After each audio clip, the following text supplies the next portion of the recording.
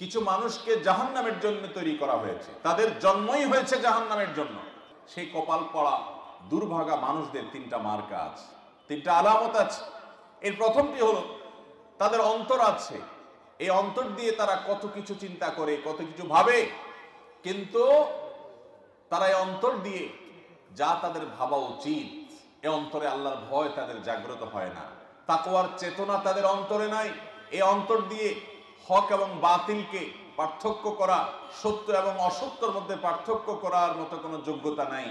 অন্তর আছে কিন্তু অন্তরে অনুধাবন শক্তি নাই।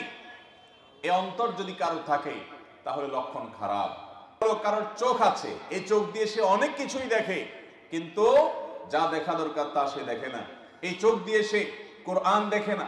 এই চোখ দিয়ে সে বহু মানুষকে দাফন হতে দেখে, বহু মানুষকে মরে যেতে দেখে, বহু মানুষ শেষ হয়ে যেতে দেখে, পাপের প্রায়শ্চিত্ত করতে দেখে, কিন্তু সে শিক্ষা গ্রহণ করে না।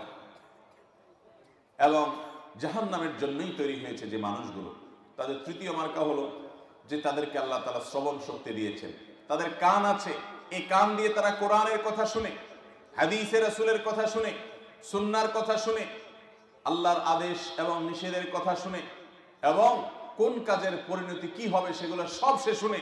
শোনার পরও তার ভিতরে কোনো হিতাহিত জ্ঞান আসে না, তার ভিতরে কোনো পরিবর্তন আসে না, কোনো প্রকার চেঞ্জিং আসে না।